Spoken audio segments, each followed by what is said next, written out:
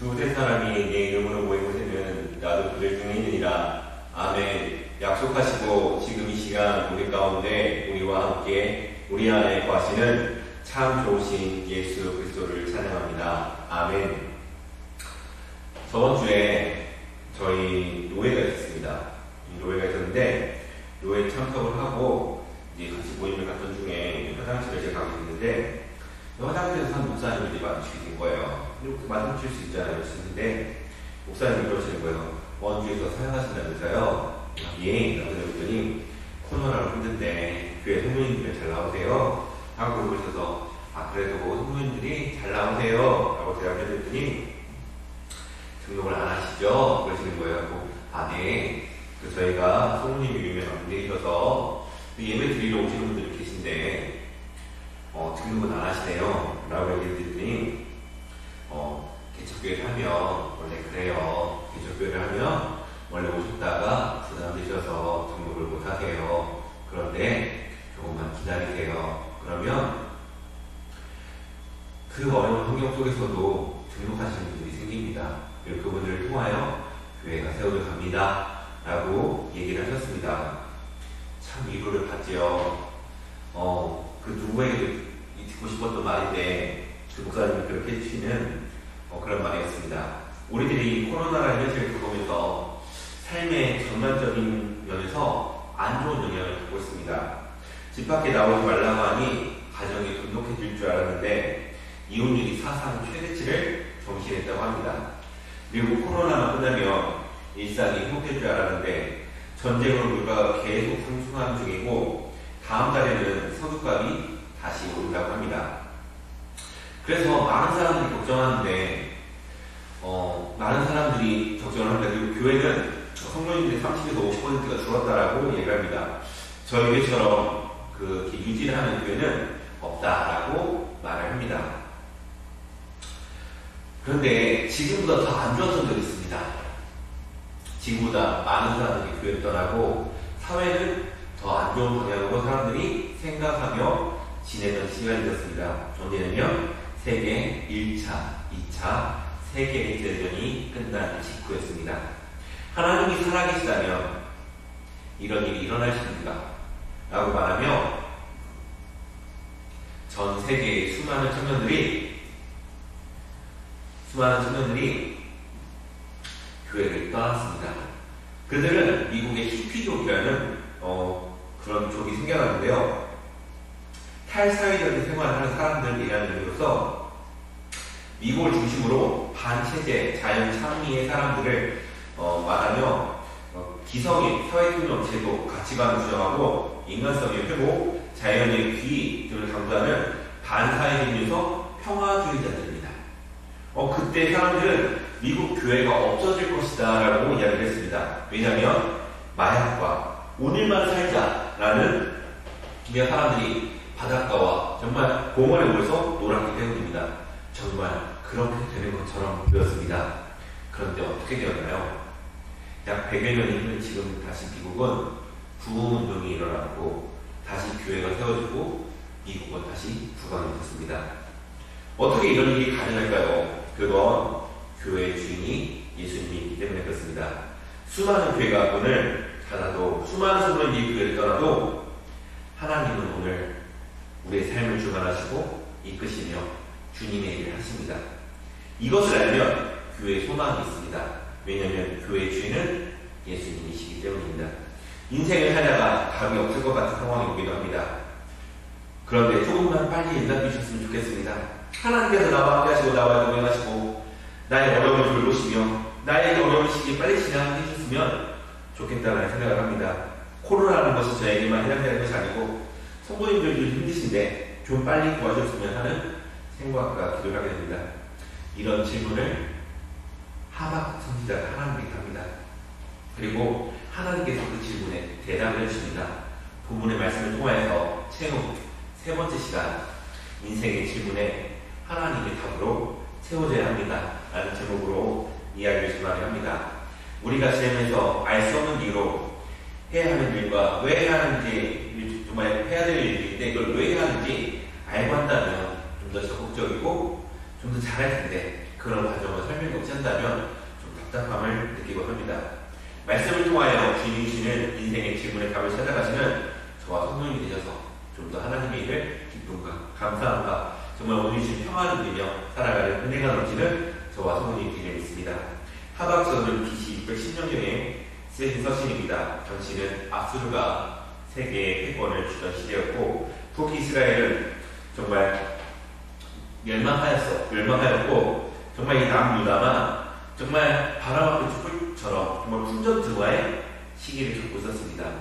하나님의 정말 나라가 정말 남유다가 곧 멸망할 것처럼 보십니다. 그때의 왕은 여호와김의 시대였습니다. 가장 폭군의 시대였습니다. 여호와스는 3개월만 왕이었던 사람입니다. 3개월 왕을 했으면 별로 못하겠죠. 왕이 이어받고 자기 신하들 신복들 세우면 끝나는 시간이 3개월 정도 됐을 때 성경에 3개월 왕이 된 사람에 대해서 여호와 보시기에 악행을 행하고 그의 마지막은 애굽에 잡혀 바로의 감옥에서 죽음을 맞아야 됩니다. 요아김은 형제인 여호와스를 애굽의 감옥에 넣고 스스로 왕이 오른 사람입니다. 하나님이 아닌 애굽을 의지하고 그에게 잘 부르기 위해서 엄청난 세금을 거두어 들여서 백성들을 착취하고 폭행한 일을 일삼은 왕이 여호아김입니다. 그때 이 하박국 선지자가 하나님에게 기도를 하는데 하박국의 이름의 뜻은 포옹하다, 씨름하다 라는 의미를 가지고 있습니다. 그래서 하나님과 씨름하듯이 논쟁하면서 신앙의 본질에 대한 것을 찾아간다 라는 의미를 가지고 있는 게 하박국서입니다. 오늘 하박국은 2절 3절 말씀을 통하여서 이렇게 말씀하십니다.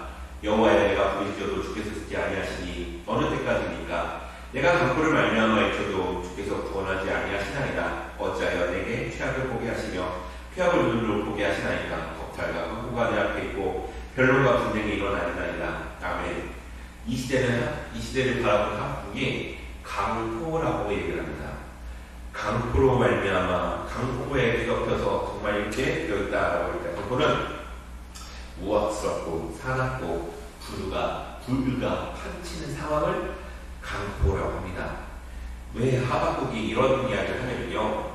동시대의 선지자가 에레미야라는 선지자가 있어요. 그 에레미야 36장 20절 25절까지 말씀을 드리면 그때에는 아홉째 달이라 왕이 겨울 궁전에 앉았고 그 앞에는 불을 피운 화로가 있더라.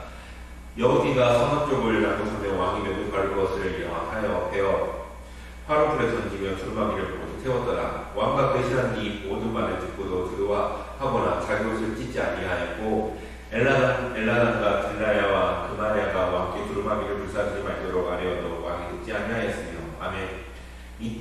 그때는 그 아홉째 달 달리라 왕이 겨울 궁전에 앉았고 아홉째 달리라 왕이 겨울 궁전에 앉았고 그 왕이 여호와김입니다. 그가 겨울 궁전에 앉아서 무슨 얘기냐면 하나님의 말씀을 들으면 그걸 칼로 베어서 화로에 던져서 던졌는데 두루마기, 그러니까 성경 한 권이 탈 때까지 그런 일을 했는데 신하들 중에 아무도 그에게 왕이 시력하시면 안 됩니다. 우리 하나님 자녀에게 우리가 그러면 안 됩니다. 라고 하는 말을 하는 사람도 없었고 옷을 찢으며 회개하는 사람도 없었다. 라고 말합니다. 그런 시대였습니다. 그 왕국에 수많은 사람들이 있는데 엘리야단이라는 신하 한 명과 들리라는 제사장 한 명과 그마리아라는 서기관한 한 명만이 하나님의 말씀을 불사르지 마세요. 왕이 시험 그러시면 안 됩니다. 라고 말을 했지만 왕은 듣지 아니하고 그 책 한 권을 다 태웠다. 라고 말씀하고 있습니다. 왜냐하면 여호와님은 스스로 왕이 된 사람입니다. 하나님 뜻이 어디 있어? 하나님의 행하심이 어디 있어? 하나님을 모독하고 멸시하여 자신의 힘을 의지하며 살았습니다. 그런 시대였기 때문에 그런 기도를 드렸습니다. 이에 대하여 하나님께서 말씀하시기를 5절 말씀을 여호와께서 이르시되 너희는 어느 나라를 보고 놀라고 또 놀랄지어다. 너희 생전에 내가 한 가지 일을 할 것이라 누가 너희에게 말할지라도 너희가 믿지 아니하리라. 아멘. 하박국이 강포에 휩싸인 이 시대입니다. 하나님 이 시대를 돌봐주세요. 라고 얘기를 하니 하나님께서는 다른 데는 너 봤니? 그게 본 거 맞아? 너 놀랐니? 놀란 거 맞아? 라고 대답을 하십니다. 무슨 무슨 얘기냐면 그건 본 것도 아니고 그건 놀랄 일도 아니야. 내가 앞으로 한 가지 일을 행할 건데 너희는 그게 정말 믿지 않을 거야. 그런 일이 일어날 거야. 라고 이야기했습니다. 이 말씀을 하면서 들으면서 저는 다니엘서가 기억이 났습니다. 다니엘이 이제 70년 포로 귀환기가 되는데 아무 일도 일어나지 않습니다. 그래서 하나님께 기도합니다. 하나님, 70년이 다 되어가는데 포로 귀환의 기미가 보이지 않아요.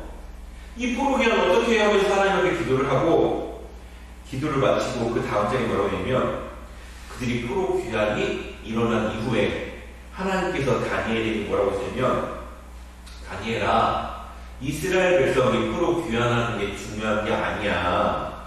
가서 더 엄청난 힘든 일을 겪을 거야. 그걸 준비해야 돼. 그들과 그때 너희들이 바로 서야 돼. 라고 하면서 돌아가는 게 중요한 게 아니라 돌아가서 엄청난 일을 겪게 될 것이라는 것을 이 금적으로 보여줍니다. 그래서 그걸 보시다가 다니엘이 기절해버려요.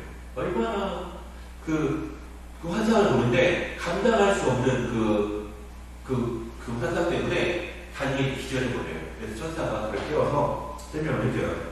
그때도 하나님께서는 하나님의 백성을 돌보신단다라고 얘기하시는데 그게 시편 74편에 기록이 되어 있어요. 74편 1절 2절 말씀에는 하나님이 참으로 이스라엘 중 마음에 정결한 자에게 선을 행하시나 나는 거의 넘어질 뻔하였고 나의 걸음이 미끄러질 뻔하였으니 아멘. 7편 74편은 아사데십니다. 성가대 지휘자로 추정되는 하나님입니다. 그가 오늘 본문의 이야기를 10편에 하면서 이미 결론을 듣고 있어요. 하나님이 참으로 이스라엘 중 마음이 정결한 자에게 선을 행하시나 그를 돌보신답니다. 그런데 그게 자기 아삽이래요. 아삽인데 내가 거기 넘어질 뻔, 나도 넘어질 뻔하니 나에게 선을 행하시는데도 내가 넘어질 뻔했고 내가 미끄러질 뻔했습니다. 누가 그 빈바퀴를 만들어서 미끄러지게 할 거예요. 그러니까 내 잘못이 아니라 다른 사람이 파는 함정에 내가 빠질 뻔도 했습니다. 라고 이야기를 하는 거예요. 정말 그런데 하나님이 뭐라면 그때가 하나님은 정결한 자를 그 선을 행하십니다. 그때도 하나님의 백성을 돌보십니다. 라고 얘기하시면서 오늘 4절 말씀에 이런 걸 율법이 행위 두고 정의가 전혀 신인 못하니 이는 악인이 의인을 여기다 쓰므로 정의가 굳게 행하여지니이다. 아멘. 악인이 고진 걸 굽다라고 하면 사람들이 굽다라고 말하고 굽은 걸 곱다라고 말하면 사람들이 곧다라고 얘기한대요. 그러니까 악한 사람의 권세에 사람들이 짓누려는 사람이라고 얘기죠. 근데 이것을 7편, 14편 그 3절에서 5절, 10절에서 9절 말씀은요. 이는 내가 악인의 형통을 보고 오만한 자를 질투하였습니다. 그들을 죽을 때에도 고통 없이 그 힘이 강건하여 사람들이 당하는 고난이 그들에게 없고 사람들이 당하는 재앙도 그들에게 없나니 살찜으로 그들의 눈이 솟아나며 살찜가 눈구덩이가 이렇게 살이 겹치고 눈이 쏙 들어가고 여기 살이 눈 주변에 졌다는 거예요. 얼마나 많이 먹었어. 그리고 그들의 소득은 마음의 수업보다 많으니까 그들은 이만큼 농사지어서 이만큼 수입이 되겠구나 라고 생각했는데 수입이 더 많더래요. 그리고 그들은 녹욕하며 악하게 말하며 높은 데서 거만하게 말하며 그들의 입은 하늘에 들고 그들의 혀는 땅에 주로 다니는도다. 아멘. 그러니까 그들의 입은 하늘에 두고 혀는 땅에 둔다고 하면 하나님이 능멸하다는 거예요. 하나님의 능멸하는 그런 말을 한번 뚫려나가 있는데요. 악인의 형통함을 좋아하듯이 막 뱉고 있어요. 막 아삽이. 그랬더니 73편 20절, 18절 말씀, 20절, 18절 말씀에 뭐라고 되어 있냐면 주여 사람이 깬 후에는 꿈을 무시한 같이 주께서 깨신 후에는 그들의 형상을 멸시하리이다. 하나님께서 가까이 하면 내게 보기라. 내가 주 여호와를 나의 피난처로 삼아 주의 모든 행적을 전파하리이다. 아멘. 근데 아삽이 뭘 느끼냐면 그들이 살았던 걸 똑같이 느낀 거예요. 하나님의 심판 가운데 그들이 정당한 심판을 받게. 그래서 주여 사람이 깬 후에는 꿈을 무시한 같이, 그러니까 그가 한평생을 살았는데 그것을 무시할 정도로 주께서 깨신 후에는 그들의 형상을 멸시할 형벌을 내주시겠습니다. 그래서 내가 하나님을 가까이 하는 그들에게 복입니다. 내가 주 여호와를 나의 피난처로 삼아 주의 모든 인격을 전파합니다. 하나님께서 나에게 일하신 그 모든 것을 내가 전파하며 살겠습니다. 언제? 불공평한 세상 가운데 하나님이 보이지 않는 그때. 그러면서 결론을 이렇게 내려요. 우리의 인생은 이대로 끝나는 게 아니다. 일제강점기 100여년을 되지 않았습니다. 일제강점기 친일파로 그렇게 잘 사는 사람이 많았다고 합니다. 100여 년도 안 됐는데 아무도 기억하지 못합니다. 그들은 평생 얼마나 생각을 했습니다. 근데 찾아보지 않으면 누군지 모릅니다. 하나님께서는 비로소 3장 8절에 이렇게 말씀하십니다. 사랑하는 자들아, 주께서는 하루가 천년 같고 천년이 하루 같다. 하루 같다는 이 한 가지를 잊지 말라. 그들에게 평생이지만 하나님께는 순간이고 천국에 가지 못하고 영원한 영광을 당하게 될 것이다 라고 말씀하십니다. 그러면서 하박국 선지자가 선지자가 1장 1절 말씀이에요. 선지자 하박국이 묵시로 받은 경고라. 아멘. 아니 이게 무슨 하박국 전에서 주제야? 라고 얘기하실 수도 있습니다. 묵시로 받은 경고라 하니까 굉장히 무서운 말씀 같은데, 묵시는 본다는 의미입니다. 하나님께서 보여주시는 초자연적인 현상을 본다, 그것을 말하고, 경고는 조심하거나 삼가높이 주의를 주다 라는 의미가 아니라 짐을 지다, 들어올리다 라는 의미를 가지고 있습니다. 즉 하나님의 보심으로 하박국이 모든 상황을 이겨낼 수 있다 라고 말씀하시면서 시작합니다. 하박국이 하나님께서 나를 들어올리게 하신다, 이 심을 지게 하신다 라고 하면서 1절에 다시 시작하는 거예요. 그래서 2절 말씀, 하나님 이 땅은 왜 이렇게 강포합니까? 하나님 왜 안 이렇게 잘 됩니까? 라고만 하지만 하박국서는 뭘 얘기하냐면 하나님의 도심으로 하박국이 모든 상황을 이겨낼 수 있다 라고 얘기합니다. 오늘 하박국서를 통해서 하나님께서 하고 싶은 것은 내가 너와 함께하리라 라고 말씀하십니다. 외롭고 힘들 때, 슬플 때, 괴로울 때 주님은 우리를 혼자 내버려 주지 않으십니다. 언제나 영원히 창세전부터 심판을 하고 천국에서 영원히 주님과 함께 하신다고 말씀하십니다. 그리고 오늘 우리가 기뻐하며 감사할 수 있는 것입니다. 이것을 알면 오늘이 은혜가 됩니다. 이 은혜를 누리며 살아가면 저와 성도님 되기를 소망합니다. 세 번째 시간, 인생의 어려운 상황에 답을 주님과 동행하게 있음을 알고 주님께 동행함으로 주님이 주신 답으로 채워져가는 저와 성도님들의 삶이 되어서 매일 감사와 기쁨이 넘치는 성도님 되기를 소망합니다. 우리 다 같이 기도하시겠습니다.